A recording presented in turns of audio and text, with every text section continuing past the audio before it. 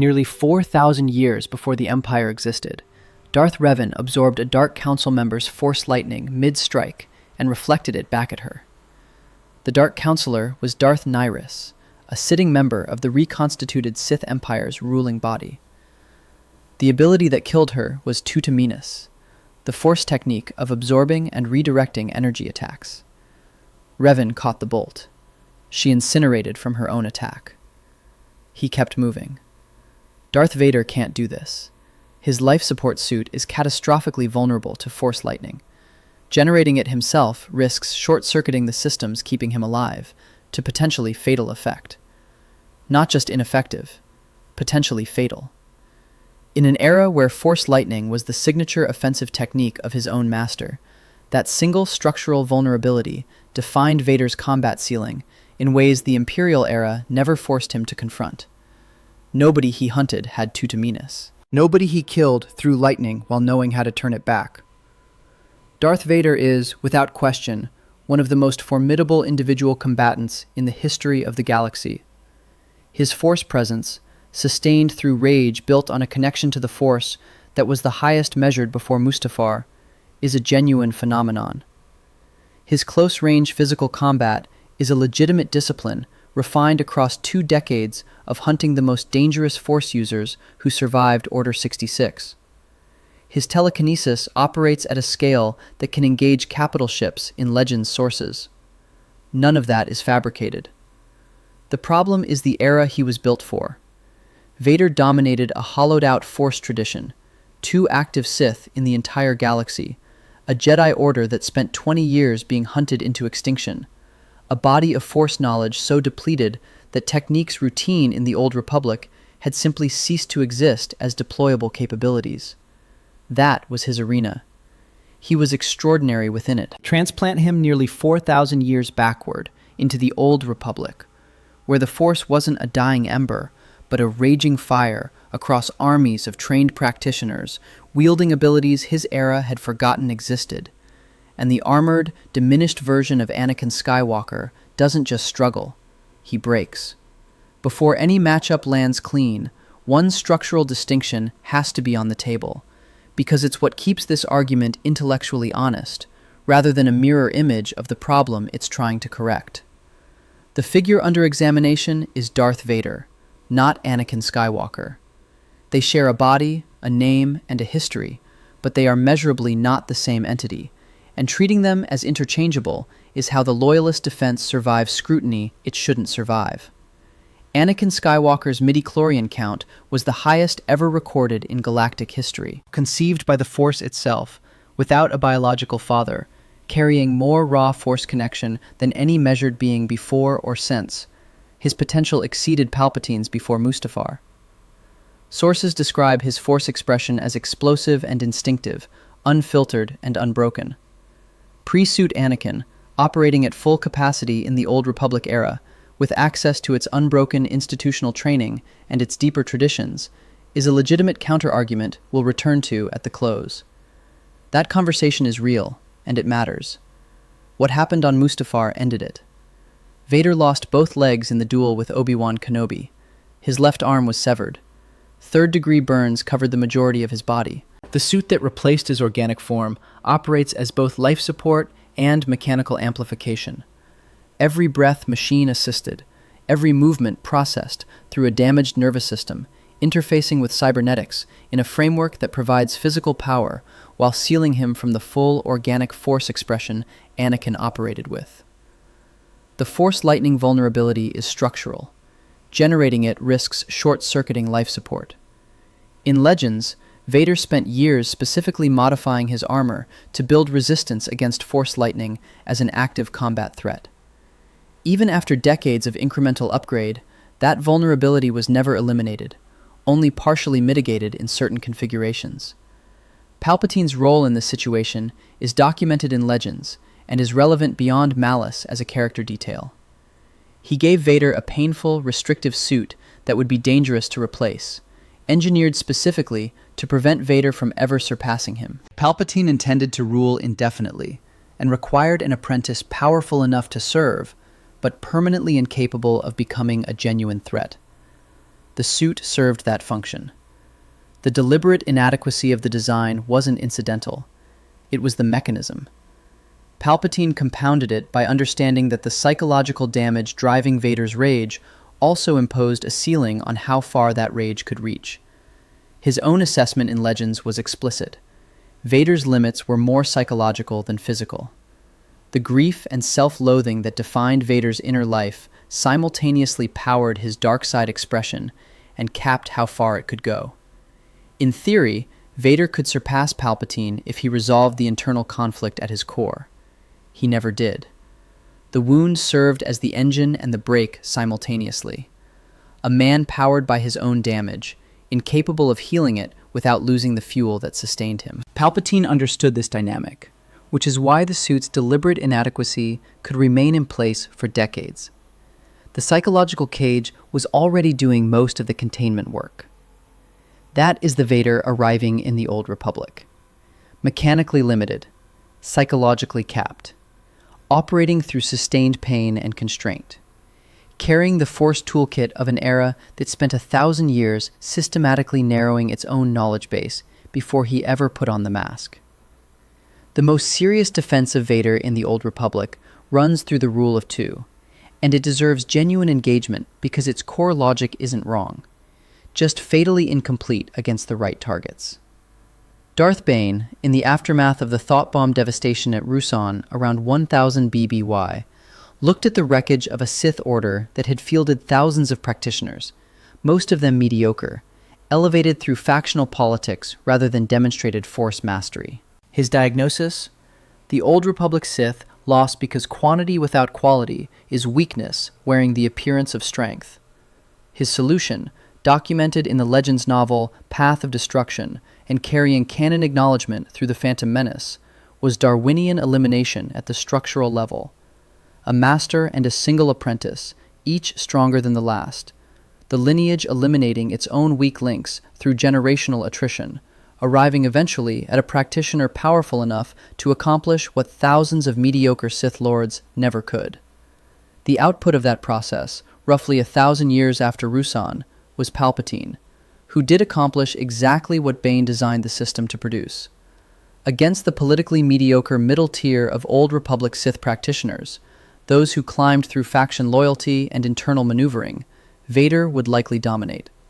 The Rule of Two's concentrated excellence is real, and the loyalist position is right to invoke it. It also carries a cost that position almost never acknowledges. The Rule of Two produced its result by systematically eliminating the breadth of Sith knowledge as the price of concentrating its depth. Two practitioners, operating in enforced secrecy for 1,000 years, can't preserve what an entire order spent millennia developing across hundreds of simultaneous specialists. Every time a master died to their apprentice, the designed mechanism of power transfer, whatever that master uniquely knew died alongside them if the apprentice hadn't fully absorbed it. No archives, no academies with cross-pollinating specializations, no hundreds of scholars simultaneously preserving and extending distinct branches of Force understanding. Just two people in hiding, passing down what they could before one killed the other. Darth Gravid makes this concrete rather than theoretical. During the Rule of Two era, one Sith Lord turned against the Order and destroyed enormous quantities of Sith artifacts and accumulated knowledge before he was stopped. The legend sources are direct. The loss was severe and remains unquantifiable because no record survived of what specifically he reached. Simply gone. And Gravid was a single failure point in a system with no redundancy, one corrupted link in a two-person chain that stretched across a millennium. The two-practitioner structure had no mechanism to absorb a Gravid. It just lost everything he reached before he was stopped. The specific losses matter because they explain precisely what Vader doesn't have when he arrives in the Old Republic. Battle meditation wasn't a secondary Force application. It was one of the most strategically significant capabilities the Old Republic produced, and its scale separates it categorically from anything in Vader's era. The technique allowed a single practitioner to form Force connections with thousands of combatants simultaneously, boosting allied morale, stamina, and tactical coherence, while psychologically degrading the enemy's coordination and will to fight from within. No physical proximity required, no line of sight necessary. A sufficiently capable practitioner could operate from a ship entirely removed from the front line and reshape the psychological state of an entire fleet engagement in real time, degrading enemy cohesion across kilometers of space while sharpening Allied response simultaneously. Bastila Shan's battle meditation was documented as strategically significant enough that the Republic's military leadership regarded her potential capture as a threat equivalent to losing a major capital asset. They structured operations specifically around protecting her, treating one person's force ability as a military resource comparable in value to a warship. Not just a strong Jedi, a strategic instrument whose loss would alter the outcome of fleet engagements fought by thousands of people who had never met her. The Republic's command structure understood her that way and planned accordingly. Nomi Sunrider demonstrated battle meditation at comparable scale, a practitioner whose command of the technique represented the old Republic Jedi tradition, developing it to its operational peak across generations of institutional refinement. Multiple high-capability practitioners in succession, built within an order specifically designed to identify, train, and preserve them across time. By the Imperial era, no documented Force user deployed anything resembling this technique. Vader's toolkit operates at the individual level.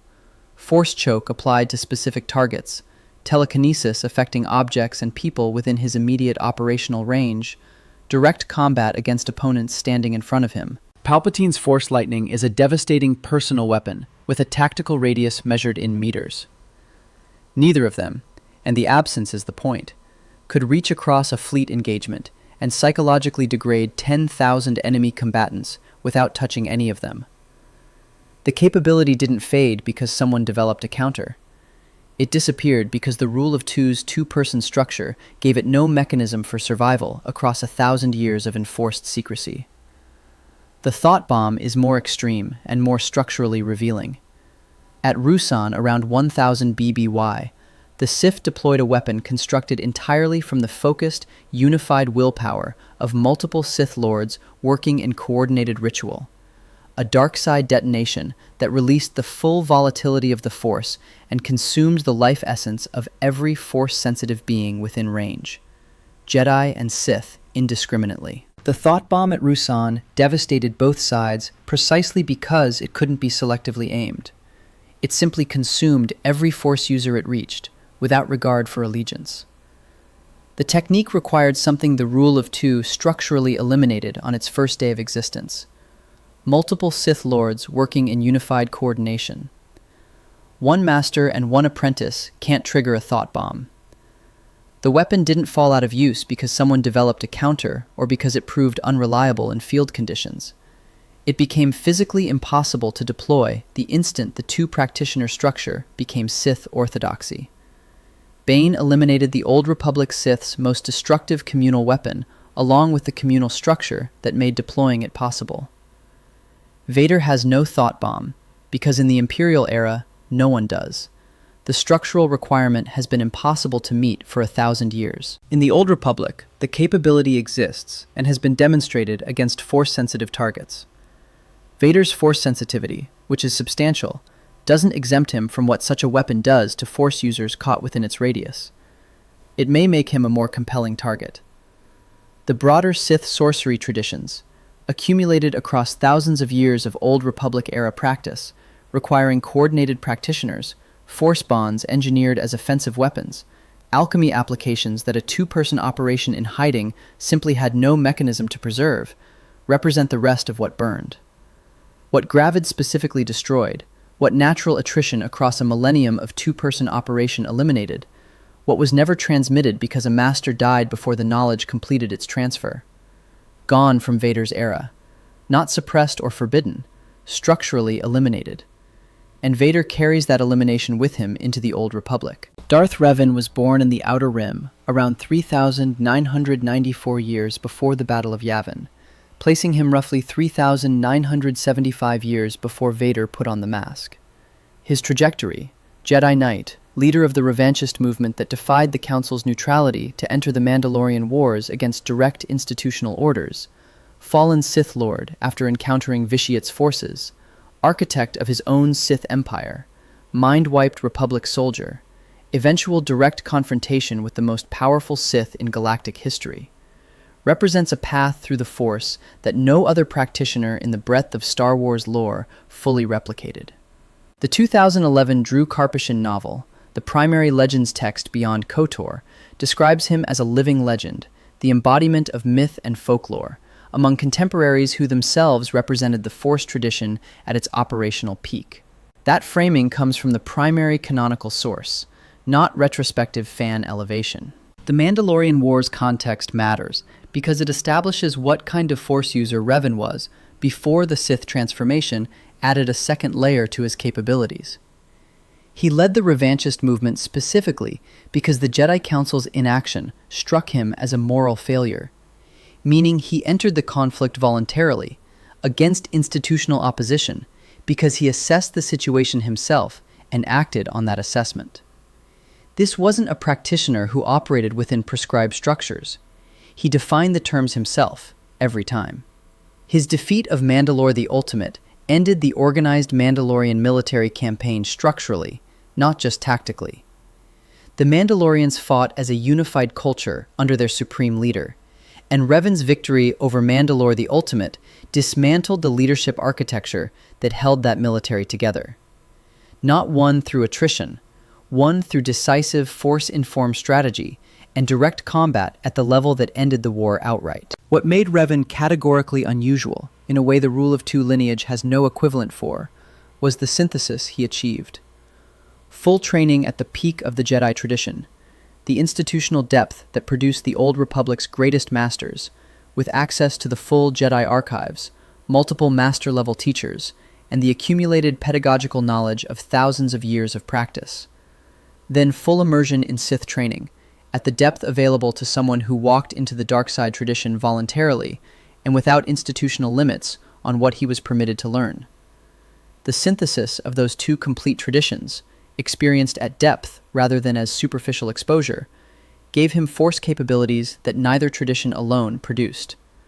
Jedi techniques operating through clarity and precision, Sith techniques operating through power and aggression, both accessible simultaneously by a practitioner who had internalized both frameworks without being destroyed by the contradiction between them.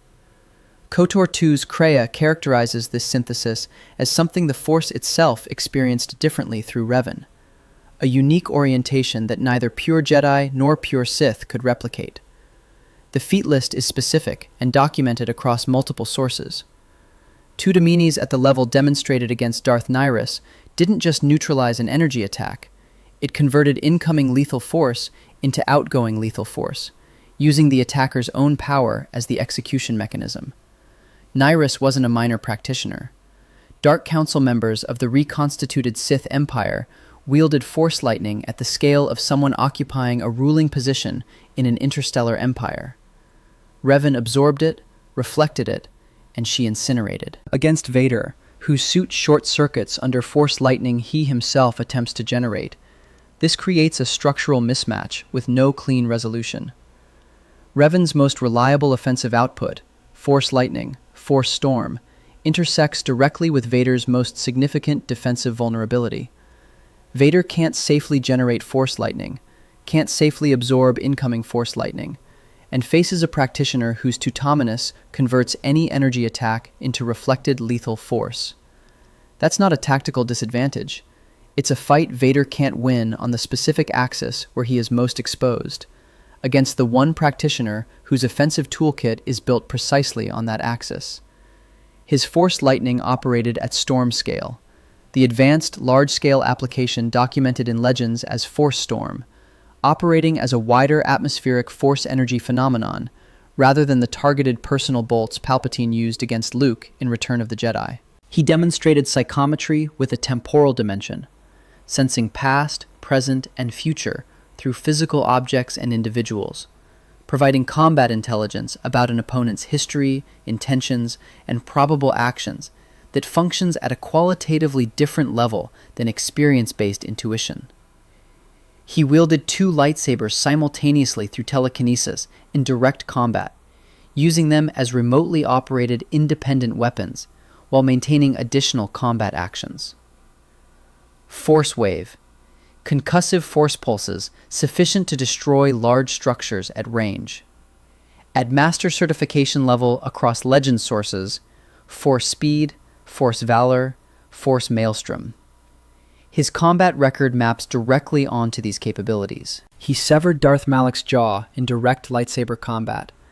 The same Malak who subsequently led the military campaign of a Sith Empire that nearly broke the Republic, who openly acknowledged Revan's greater power even after leading that campaign and building his own considerable Force reputation.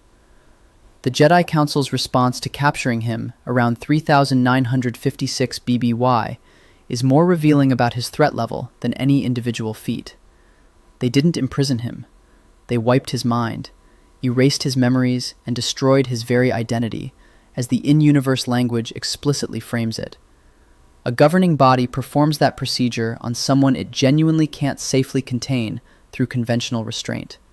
The decision to erase a being's identity rather than imprison them tells you more about their threat assessment than the fight that enabled the capture does.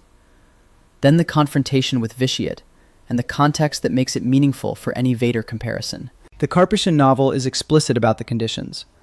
By the time Revan engaged Vitiate directly, he had already spent approximately 300 years in Vitiate's captivity, following an earlier encounter, subjected to continuous torture and drug administration throughout that imprisonment. He walked into the confrontation in the worst possible Force condition, weakened, drained, physically compromised by 3 centuries of sustained abuse. This isn't a neutral power measurement. It's a lower bound reading taken under maximum duress against the most powerful Sith in galactic history.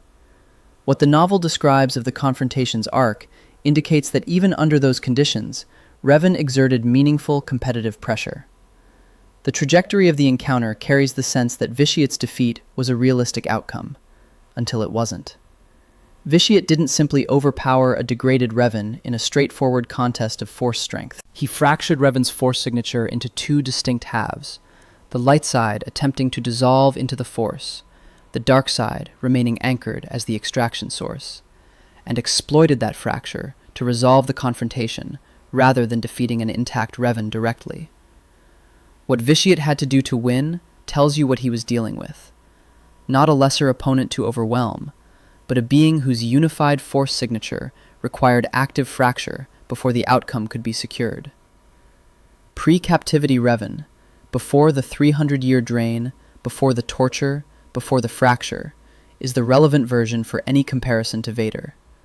That Revan, the practitioner who reflected a Dark Councilor's lightning back at her, who severed Malak's jaw, who led armies and built empires, whose capture required complete identity erasure rather than conventional imprisonment. Vader, operating through a suit vulnerable specifically to the attacks Revan generates as primary offensive tools, facing tutaminis that converts any incoming energy attack into reflected execution, dealing with Force Storm, operating well beyond the close-range physical amplification distance where Vader excels.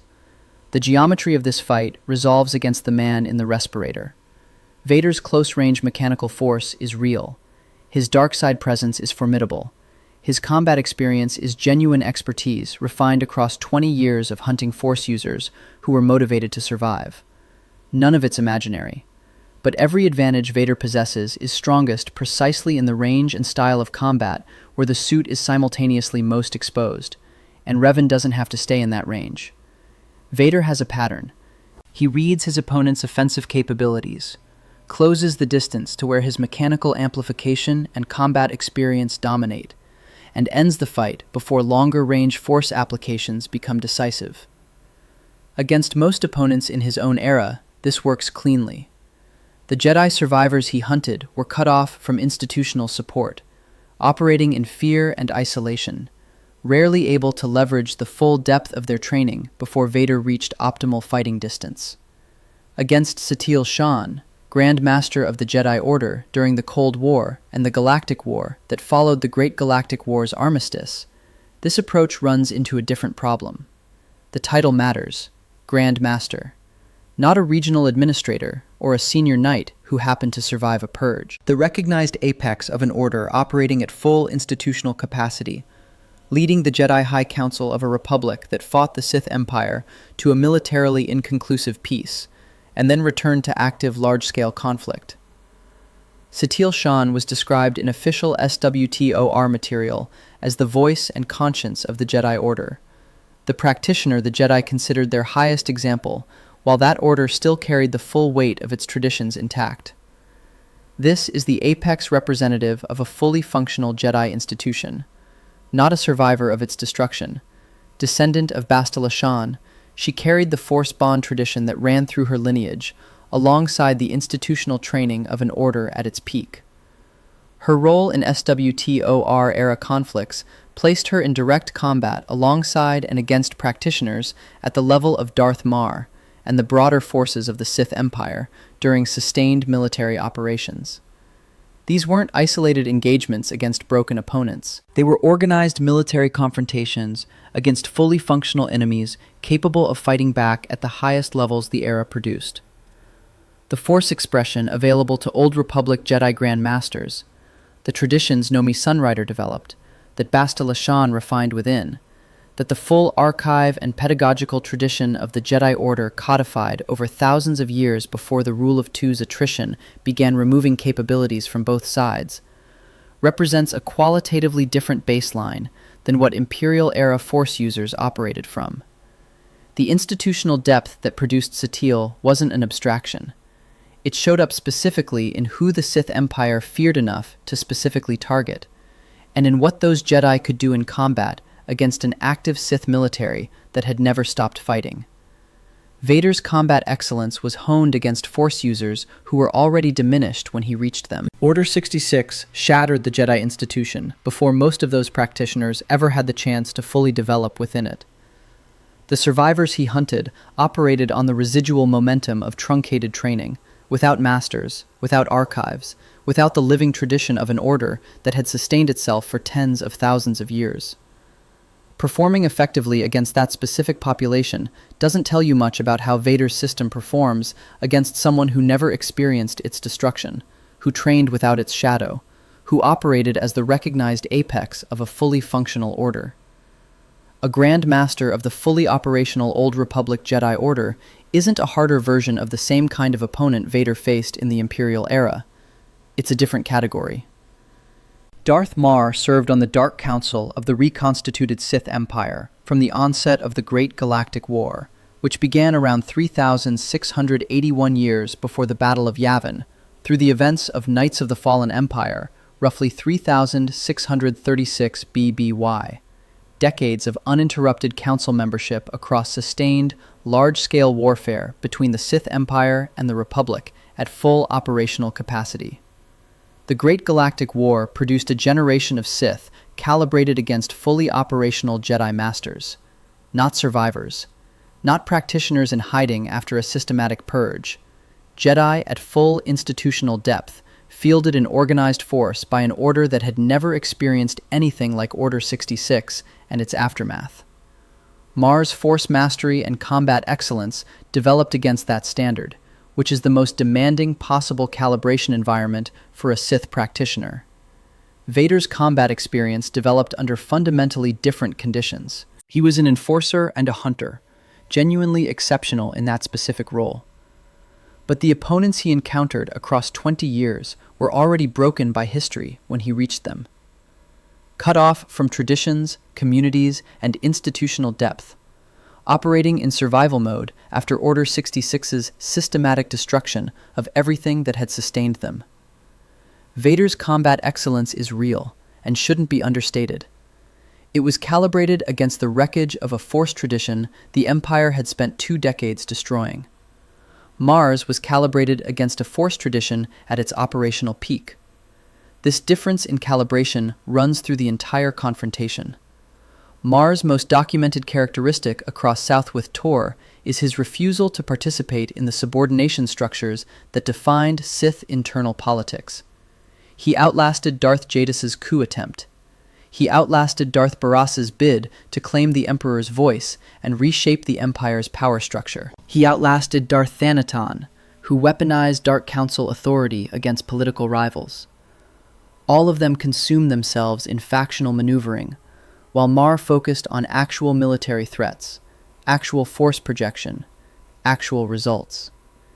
His survival across decades of Dark Council membership, one of the most lethal political environments in Star Wars lore, where Council members regularly attempted to eliminate each other through proxies, assassination, and political manipulation, is itself a demonstrated capability that goes beyond raw force power. It's the product of a practitioner who understood the game completely and refused to play it on anyone else's terms. Now put Vader and Marr in a room. Two armored figures, both masked, both products of traditions that treated power as the organizing principle of existence. One of them built his identity around a cage someone else designed for him. The other spent decades watching men build cages for themselves and choosing not to. Marr speaks first. Not because he's afraid of silence. Marr is never afraid of silence. But because he assessed the armored Sith across from him in the first 3 seconds, and has already reached a conclusion worth stating aloud. Your master gave you that armor. Vader doesn't answer immediately. In his era, silence functions as a threat. In Marr's era, it just means you don't have a response ready. I serve the Emperor, Vader says finally. Marr's tone isn't contemptuous. It's observational. The tone of a man who has seen this architecture before and is noting its dimensions. He has watched a dozen Sith define themselves exactly that way. Darth Jadis, Darth Barras. Every one of them believed they'd chosen the arrangement. Every one of them was wrong. Palpatine is the most powerful Force user in the galaxy. In your galaxy, Marr says. In your era. Which is a much smaller thing than you appear to understand. He moves to one side, not circling, repositioning with purpose, the movement carrying its own implicit message. Vader is genuinely powerful. Marr won't insult either of them by pretending otherwise. But power in service of another man's longevity is just another name for a leash. And a leash made of lightning is still a leash. What follows isn't a debate. Vader's response is the dark side compressed into velocity. He doesn't argue, he moves. And Marr does not retreat. Marr steps into the attack, his own dark side presence flaring against Vader's like two pressure fronts colliding across an atmosphere. He fought at military scale for decades against practitioners whose entire institutional tradition was pointed at defeating people like him. He isn't surprised by aggression. He was built inside it. The physical confrontation is brutal and technically impressive on both sides. Vader's mechanical amplification generates force that an organic body can't match. Marr registers this within the first exchange and adjusts immediately. He doesn't attempt to match Vader's sheer physical output. He redirects it, leverages the suit's weight against itself, uses Vader's momentum as information about where the next attack originates. Sith combat at this level is partly force application and partly physics problem, and Marr had decades to develop solutions. Here is where Vader's structural problem becomes visible in real time. Marr, trained in the tradition that preceded the rule of two's attrition, carries force techniques in his repertoire that Vader has no prepared countermeasure for. Dark side applications developed in the Great Galactic War era, refined in the fire of military engagement against Jedi Masters who were themselves operating at full institutional capacity. Vader is improvising countermeasures against applications he has never encountered in training, because the tradition that preserved them has been extinct in his era for 1,000 years. Each exchange costs him something, not catastrophically, but consistently. At some point in this confrontation, Marr says something that lands harder than any force application. You're fighting as if winning this means something to your master. He deflects a strike, steps out, evaluates with the patience of someone who has done this 10,000 times against opponents who mattered more. He stopped fighting for witnesses a long time ago. It makes the fighting cleaner. Vader knows it's true. That is the problem. Palpatine's assessment echoes. The limits are more psychological than physical, and here, against someone who identified the psychological structure of his limitation in the first 30 seconds of a conversation, Vader can't pretend the assessment is wrong. The grief and self-loathing that impose his ceiling are visible to anyone who has spent decades watching Sith build cages for themselves. Marr has spent decades watching exactly that. The fight ends inconclusively, in the sense that neither combatant is destroyed. But Vader doesn't close the distance permanently, and Marr doesn't allow it. The equilibrium Marr establishes is enough, given how long he's been fighting at precisely this level, against opponents who had the full depth of their tradition behind them, rather than the diminished residue of one. Afterward, Marr offers an observation, delivered with the same flat pragmatism he applies to everything else. Vader could be more than this, but not while someone else decides what he's allowed to become. Vader leaves. He doesn't answer. There's nothing to say that doesn't confirm the diagnosis. Emperor Vitiate, born Tenebrae, a Sith pureblood described in primary SWTOR sources as having eyes like the void of space, which is less poetic flourish than an accurate characterization of what he was from the beginning. He became Vitiate as Sith Emperor, the identity through which he accumulated power across millennia and presided over the Great Galactic War. He assumed the identity of Valkorion as ruler of the Eternal Empire on Zakuul in Knights of the Fallen Empire. The name Vitiate fits the version of him relevant here, the Emperor at the height of his power during the SWTOR era, wielding the accumulated force energy of 3,000 years of existence and the catastrophic ritual that defined his tier. The Nathema ritual is the fact that separates Vitiate from every other discussion in this video, Tenebrae, before he took the title Vitiate, while he was still establishing what he intended to become, delved into Sith alchemy, and mastered a ritual capable of instantly eradicating all life on a planet and consuming the resulting life force to permanently strengthen himself. He performed this ritual on Madrius, a world he subsequently renamed Nathema. Every living thing on the planet, its entire biosphere, every force signature from every creature that had ever generated one within that ecosystem, consumed in a single ritual working. The world itself was severed from the force entirely as a consequence. Nathema became a dead zone in the living energy field of the galaxy, a planet-shaped hole that persists as physical confirmation that the energy extracted wasn't metaphor. It was the literal force presence of an entire biosphere, incorporated into one being. This happened before Darth Revan was born, before the Great Galactic War, before every Jedi Grandmaster in this video had been trained, before the Mandalorian Wars that shaped Revan's character. Before every event discussed in this script, Vitiate had consumed a planet's worth of force energy and begun the 3,000-year accumulation that the Sith Emperor encountered in Sith War had built on top of that foundation. His soul drain operated at the individual scale as a complement to the planetary ritual. He captured Revan, the practitioner whose capture by the Jedi Council required complete identity erasure rather than conventional imprisonment, and held him in suspension for approximately 300 years, drawing continuously on his force connection as a resource. He killed Darth Marr directly.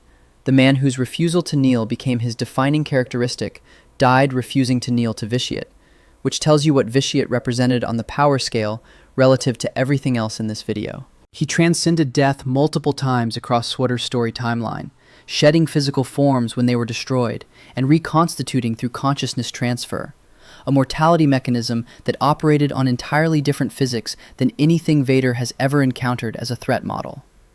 Now locate Darth Vader on this scale. Vader arrived in the Old Republic already diminished, mechanically limited, psychologically capped, operating through a suit deliberately designed by his own master to keep him below a meaningful threat threshold. Revan at full capacity, before centuries of torture and force drainage, is a substantially more formidable practitioner than armored Vader.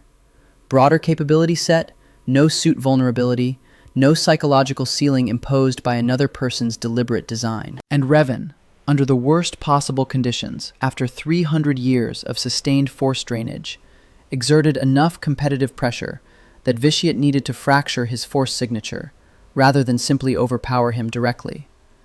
Vitiate versus Vader isn't a fight in any meaningful sense. It's a force of nature encountering an obstacle. The obstacle is genuinely formidable relative to everything in its own era. relative to something that consumed a planet's biosphere before Vader's tradition even began its thousand-year contraction.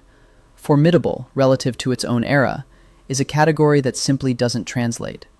Vitiate's soul drain alone, the ability to continuously extract force energy from a captive practitioner powerful enough to reflect Dark Councilor lightning, would engage Vader as a resource rather than a combat challenge. The man is powerful. He isn't remotely in the same tier. So here is the honest verdict. Vader in the Old Republic breaks.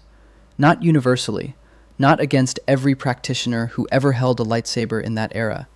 Not against the mediocre middle tier the Rule of Two's concentrated excellence was specifically designed to dominate. Against that population, Vader is probably as devastating as he is in his own era. The concentrated excellence argument is real, but the Old Republic doesn't send its mediocre middle tier. It sends Revan. It sends the Grand Master of a fully functional Jedi Order. It sends Darth Marr, calibrated against decades of military engagement against practitioners who had never experienced a systematic purge.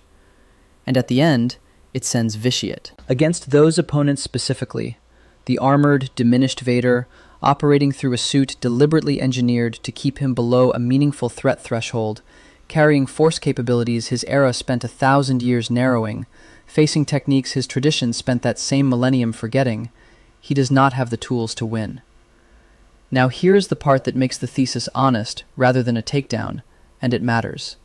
Pre-suit Anakin, the version of Anakin Skywalker who existed before Mustafar, operating at the force sensitivity that was the highest ever measured, carrying a power expression the Chosen One prophecy had pointed toward for generations, might have thrived in the Old Republic. Not easily. Not without being tested to his absolute limit by what that era contained. But Anakin, operating at full capacity, with access to the deeper training traditions the Old Republic preserved, without the suit's constraints, without the psychological ceiling the wound imposed. That conversation is genuinely open in a way the Vader conversation isn't. Anakin's ceiling was the highest in galactic history. Where that ceiling sits relative to Revan, relative to the Old Republic Jedi Grandmasters, relative even to Vitiate's accumulated power, that is a legitimate argument that deserves its own examination. The suit didn't just limit Vader's body. It buried the version of him that might have stood among legends. What Palpatine's deliberately inadequate armor locked away wasn't only raw force potential. It was the specific kind of force user who could have met Revan across a millennium and had a genuine conversation about where the limits of the possible actually live. Vader himself knew this, in the moments between the operational necessity of being what Palpatine needed. The grief that powered him was partly grief for that buried version. The self-loathing that imposed his ceiling was self-loathing for having become the diminished thing rather than the unconstrained one. The wound Palpatine maintained as a containment mechanism was the wound Anakin had inflicted on himself the moment the choice on Mustafar was made and couldn't be unmade. He carried all of that into every fight he ever had. In his own era, it was enough. In the Old Republic, against what the era actually produced at its peak, the armored Vader arrives already half defeated, not by his opponents, but by the choices and events that determined which version of Anakin Skywalker showed up. The Old Republic would have known the difference. Revan would have known it in the first exchange. Marr would have seen it in the first 30 seconds of a conversation. Vitiate wouldn't have cared, which, in its own way, is the most definitive verdict of all. Subscribe for more stories like this.